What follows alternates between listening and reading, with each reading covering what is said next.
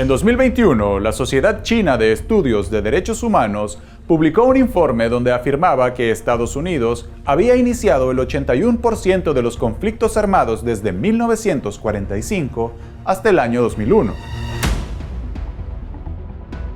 Y es que la guerra representa para Estados Unidos un enorme beneficio económico. Y para mantenerlo, el complejo militar industrial ha destinado en los últimos 20 años $2.500 millones en cabildeo para ejercer influencia en el Congreso de ese país.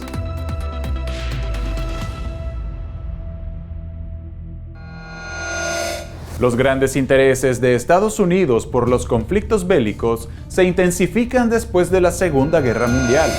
Después de esta, y teniendo como principal enemigo a la antigua Unión Soviética, Estados Unidos justifica su gasto militar por considerarse en guerra contra otra superpotencia militar. Durante este periodo de tiempo, los presupuestos de ambas potencias eran bastante similares. Debemos evitar la adquisición de influencia ilimitada del complejo militar industrial. El potencial surgimiento de este poderío existe y prevalecerá, y no debemos permitir que esto amenace nuestras libertades y procesos democráticos. La contradicción surge tras la caída de la Unión Soviética, pues sin enemigo latente, Estados Unidos no debería de gastar tanto en defensa. Sin embargo, el presupuesto militar no ha dejado de aumentar año tras año, convirtiéndose en el mayor presupuesto bélico del mundo. Si se suman el Departamento de Asuntos de Veteranos, Seguridad Nacional, Departamento de Estado, FBI y Ciberseguridad del Departamento de Justicia, el presupuesto asciende al billón de dólares, el 14% del presupuesto federal y el 4% del Producto Interno Bruto de la nación.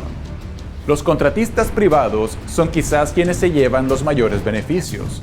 Según un estudio de la Universidad Autónoma de México, en las primeras 2 semanas de la guerra en Ucrania, las grandes industrias militares estadounidenses percibieron ganancias hasta por $82.000 millones solo en el incremento del valor de sus acciones. Pero no son solo los gastos y ganancias militares de las que Estados Unidos saca ventaja a la hora de desatar la guerra. Nos retiramos del noreste de Siria por instrucciones del presidente, pero ahora enfrentamos la fase 2 del retiro. En días recientes hemos deliberado cómo posicionar nuestras fuerzas para asegurar los campos petroleros. Es así como Estados Unidos roba el 80% de la producción petrolera de Siria, unos 66.000 barriles de petróleo diarios apoyados por las denominadas Fuerzas Democráticas Sirias, apoyadas a la vez por Estados Unidos. Este grupo paramilitar opera en el noreste del país y ha fundado una autoproclamada República Siria del Norte, en una especie de caos controlado del que Estados Unidos sabe sacar provecho. Tal robo ha supuesto una pérdida de $105 millones para la nación árabe desde el inicio de la guerra en el año 2011. Pero también Irak, Afganistán y Libia son naciones con grandes reservas de recursos energéticos a los que Estados Unidos ha llevado intervenciones militares devastadoras y costosas, que no han representado beneficio alguno para la población de dichos países. En la actualidad, con la guerra en Ucrania, Estados Unidos no ha escatimado en aprobar ayudas multimillonarias a ese país, que se consolidan con contratos firmados con el complejo militar industrial. Además, Estados Unidos ha instado a sus socios europeos a aportar más recursos bélicos al gobierno de Kiev, y a que inviertan mayores cantidades de dinero en la defensa de sus propios estados, adquiriendo las armas, claro está, del complejo militar industrial estadounidense.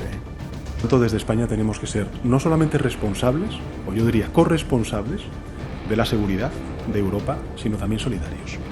Porque si hay otros países que decididamente están aumentando el presupuesto en defensa para mejorar la seguridad del conjunto de la Unión Europea, España tiene que estar ahí también.